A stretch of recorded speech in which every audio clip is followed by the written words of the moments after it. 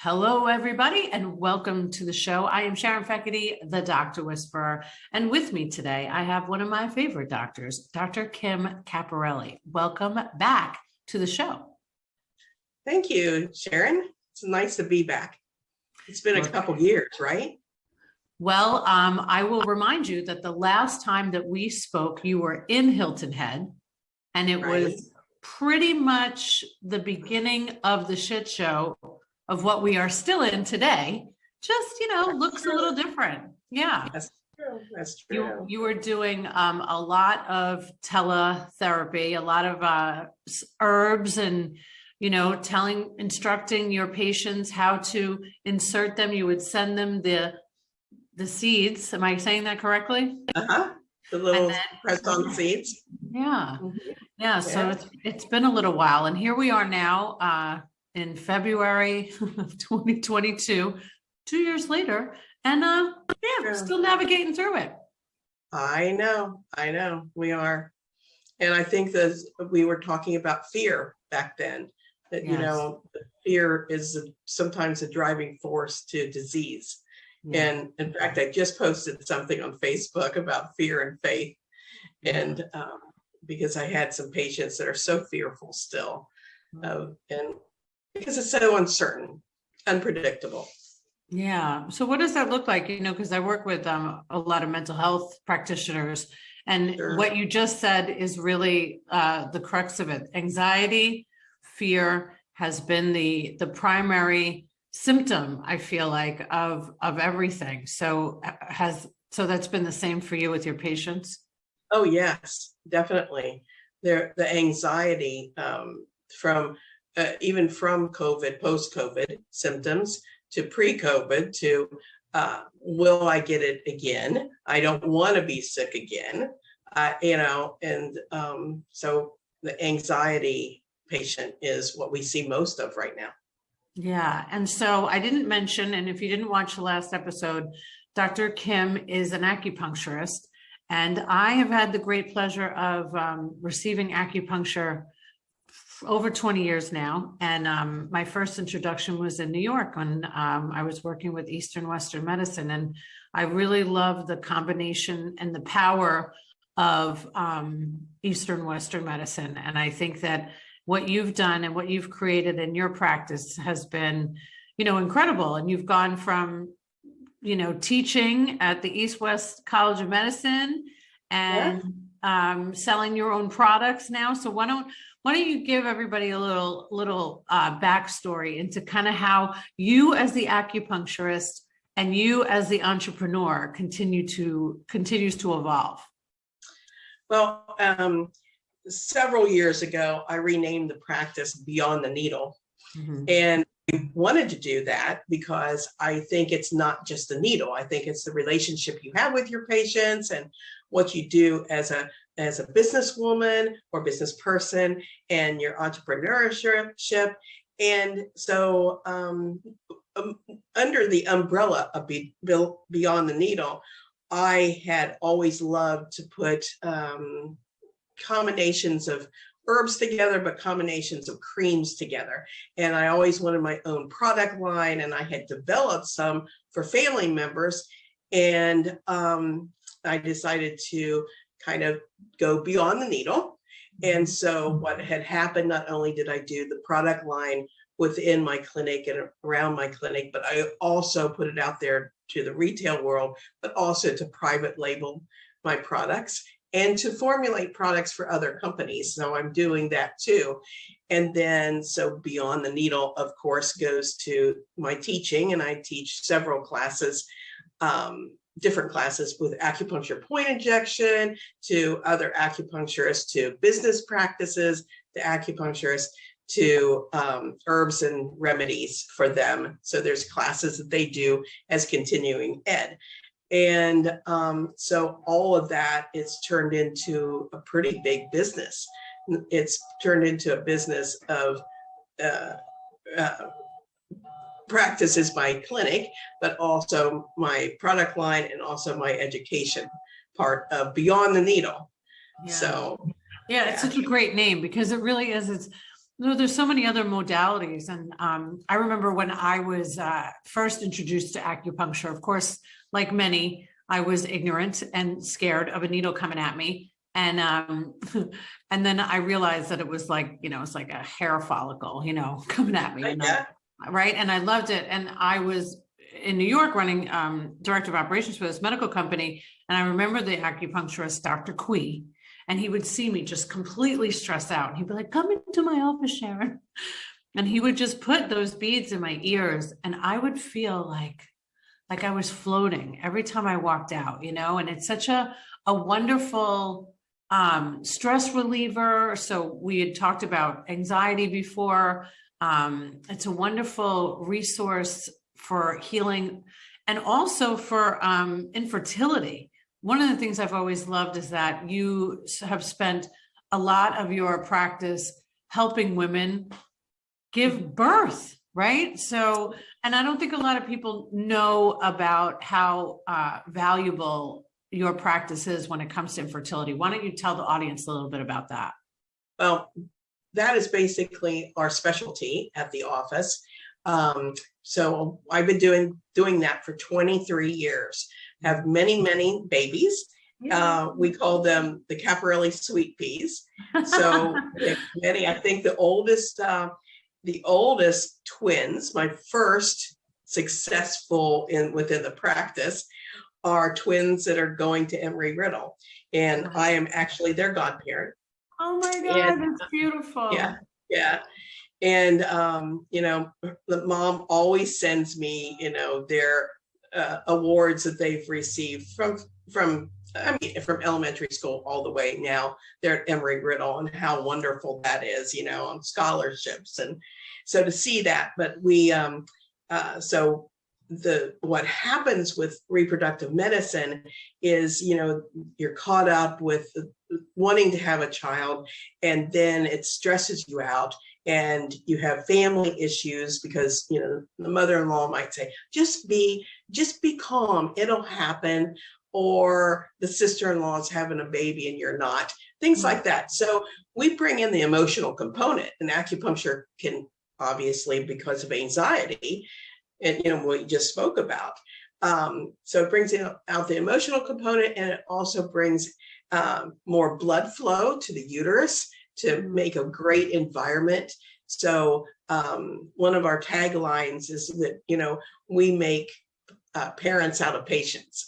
So that's so good to see. And I've studied with Alice Domar from Harvard IVF Clinic.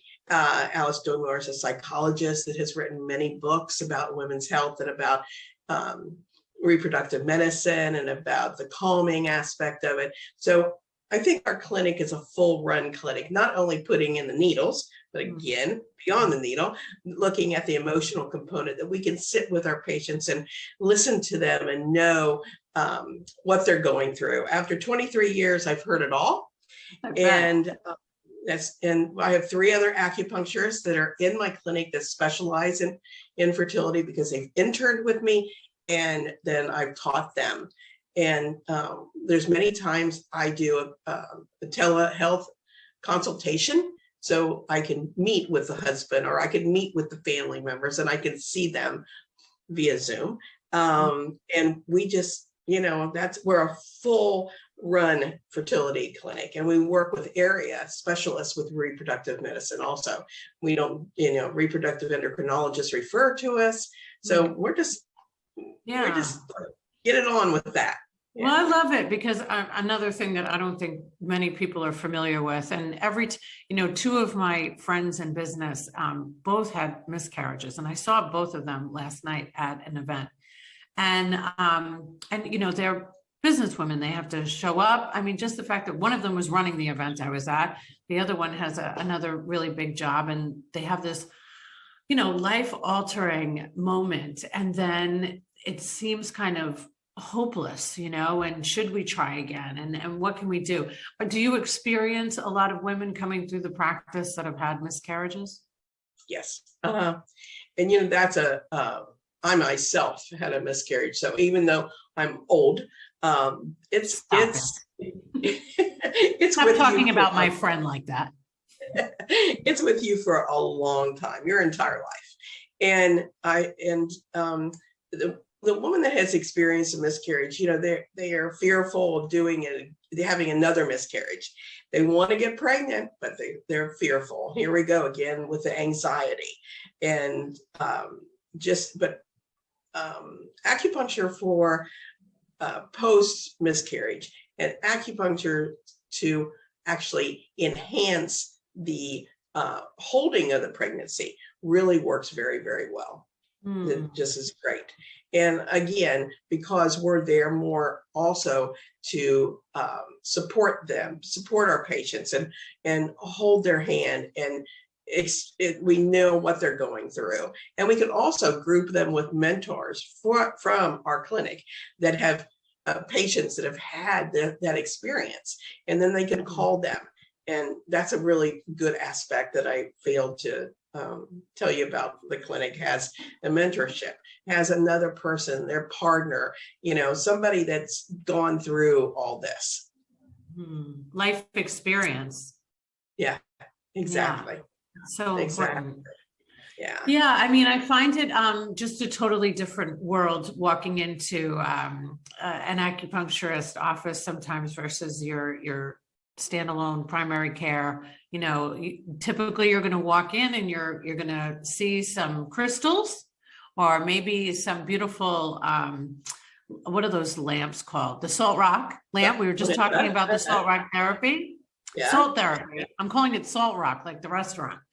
I'm getting hungry, Kym. and always very soothing. There's always talk of healing and meditation and incorporating other professional services that can help guide somebody through their pain or their miscarriage or their infertility. And I think that especially, I was looking at my two friends last night that I admire so much and thinking, I hope that you have the support that you need. Like, I hope that you're talking about it. And I hope that so I'm going to tell them both. I like, it's, some things are meant to be, right? I had no idea I'd even be talking about miscarriages today, but I myself have suffered from 2 ectopic pregnancies, and just, you never forget and you never fully heal from it, but there's certain professionals out there like yourself that can help. So I want to talk now just a little bit more about your products, because I have had the great satisfaction of using your products. And now again, like, I really need to have that orange soap that I love. What is that called? Orange ginger bath and body soap. I need it immediately, so I'm going to have to order some of that. So what led you to do that? Because, you've been practicing medicine for so long, you've been teaching, you've done so much. What was it? What was the catapult? I think that we don't need to have in that acupuncture clinic, we don't need to have harsh smelling products at all. We need to have beautiful smelling products that scent enhances our entire life, right? It can make us feel so wonderful. All of us have maybe had our hair washed and it smelled so good when we were at our beauty shop. And so I just love scent, but I like clean scent more than perfumed scent. Yes, and I agree.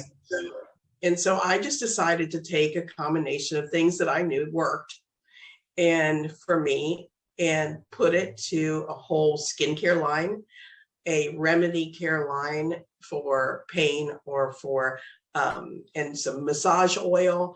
And it was, I needed some massage oil and I didn't like the menthol smelling ones. And when you use a lot of homeopathics, menthol is the antidote to homeopathic, believe it or not. So, meaning the homeopathic won't work as well if you put maybe a mint toothpaste in your mouth after you've taken a homeopathic, things like that. So that's where it all started. It all started with massage oil. And the product line just went on and on. But I also wanted people to smell the orange ginger so I could sell the product. because my signature scent was this orange ginger. So I made the soap to have in the bathroom so they could wash their hands. So then they would say, oh my gosh, I love that scent. And then I would say, well, have you smelled this cream that can reduce inflammation? And have you looked at this oil that not only it's a body oil that you can put on after swimming or after going to the beach, or just run through your hair. And that's how that product line and that sensation started. Yeah, and it is so important, your smell. I'm so grateful. I'm in my office today at the Ring, which is a well-certified building. And one of the things that people are not allowed to have here are fragrances or plugins, or, all of the soap that we have here is, organic and natural and clean. And because I myself get bad headaches when I have a strong fragrance around me. And I know that there's a lot of people out there like myself that feel the same way. So it's very difficult to find good products that aren't so pungent, and ones that kind of make you feel and smell good. So I highly recommend. We'll have all the ways of you to purchase those items in the show notes. So, I would be remiss if I didn't ask how you have been through this pandemic. It's been since 2020, since we talked the first time to now. So I'm really just curious to see how you've navigated through it personally and professionally. I navigated well up to a few weeks ago, and have no idea how it came to me. And I just embraced it from the very beginning, embraced that, well, I guess it got to me, so I will learn something from it. And, but I have worked diligently for years, since the very beginning, since the last time we spoke, on different remedies that could help build the immune system, maybe help to reduce the symptoms when others have gotten COVID, whether it was post-vaccine symptoms or COVID itself, and worked diligently on it and researched but I think the biggest thing that I've gotten out of this was the anxiety component, like we spoke to from the very beginning, that needs to be addressed. There are those that I see Facebook groups that are post-COVID and long haulers, and the same thing comes out of it is the anxiety, the heart racing. It does, COVID, they talk about going to the heart, obviously, into the lungs. Very, if you think about it, in Chinese medicine, every organ has an emotion, and the lungs has the emotion of grief.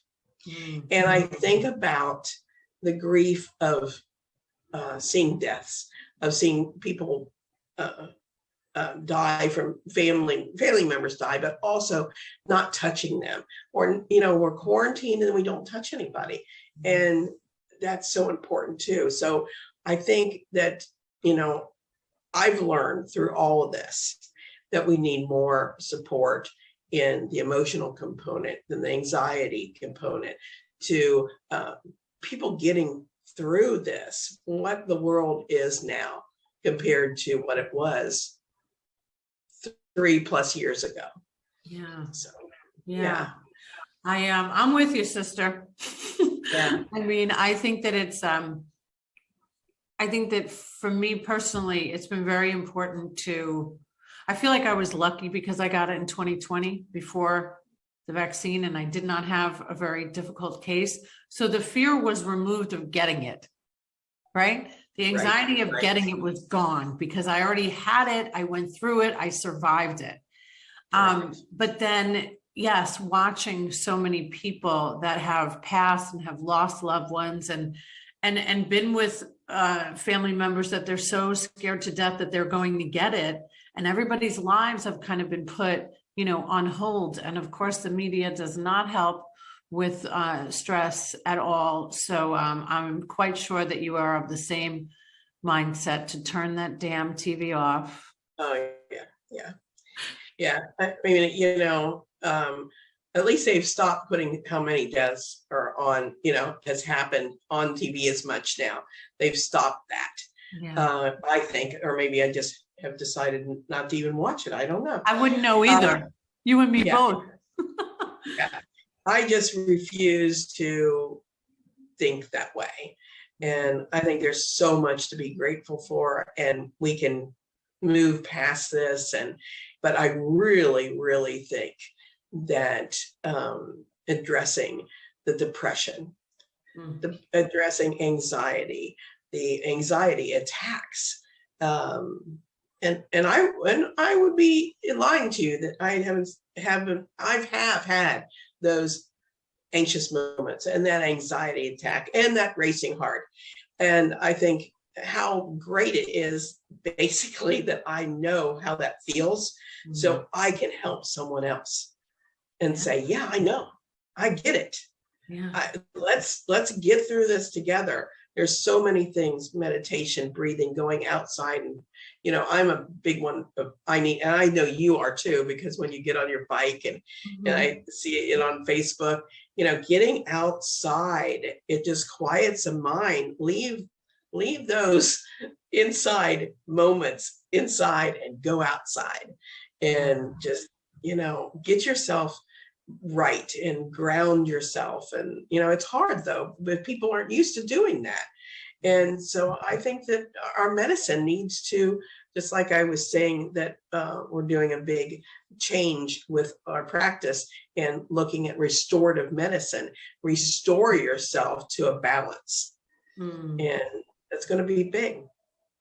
Yeah. Well, tell us about it. Tell us a little bit more about what that looks like. Okay. Well, we're kind of rebranding, and everybody knows me. I kind of do that every once in a while with myself and with my practice and my business. But, it's a restorative medicine center, where we want to promote balance and restoration. It's kind of like, the business restoration hardware.